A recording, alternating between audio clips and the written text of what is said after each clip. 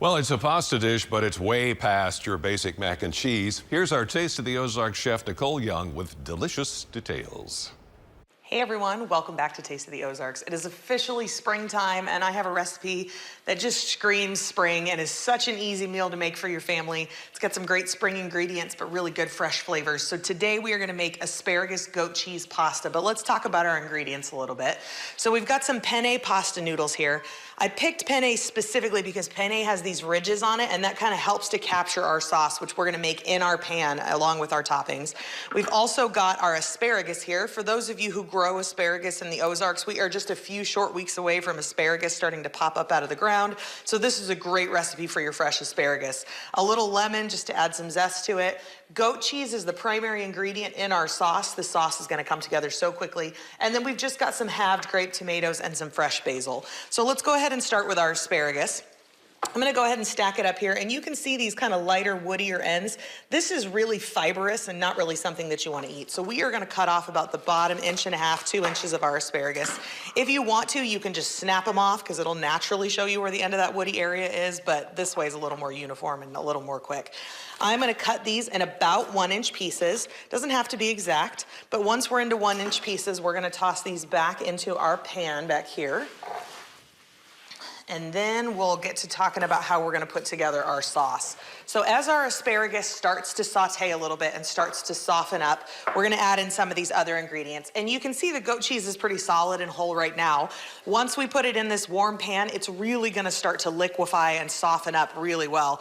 And it's just a wonderful glaze for our pasta overall. So let's head back over here to the pan and start putting it all together. So you can see we've got our asparagus sauteing and just a couple tablespoons of olive oil. This asparagus is nice and thin, so it's not going to take a whole lot of time to cook.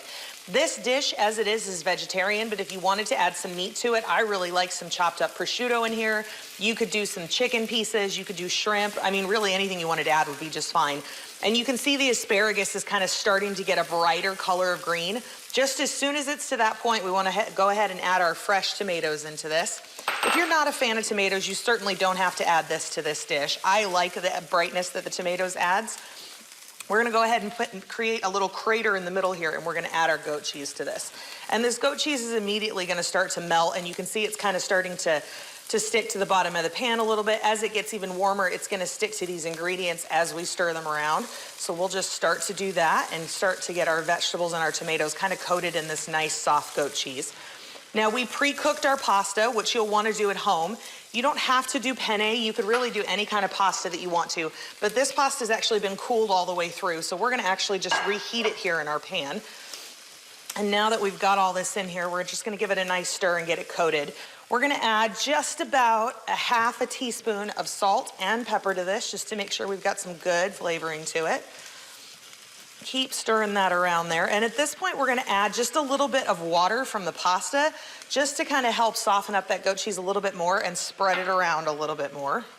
And as this all comes together, this is about the point at which we're going to add just a little bit of lemon. You certainly don't have to add lemon to this, but I do really like the way it brightens up the dish overall, and a little bit of lemon in my pasta is always something that I really like.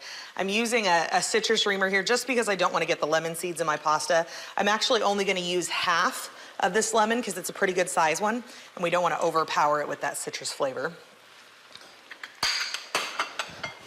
And just 1 or 2 more really good minutes of stirring here, and this is all going to be combined. Let's go ahead and move back over to our cutting board so we can get our garnish chopped up. And we've got just a little bit of fresh basil here, and we're going to roll all these leaves together. This is actually called a chiffonade. And then we're going to cut these just really quick into some fine strips.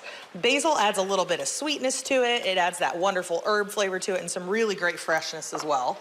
So now that we are all combined, oh, this just looks so good. This sauce is creamy, but it's light. It's not as thick or as heavy as an Alfredo, but it's just, I mean, a really wonderful, flavorful, bright, springy pasta. Get our asparagus and our tomatoes in there as well.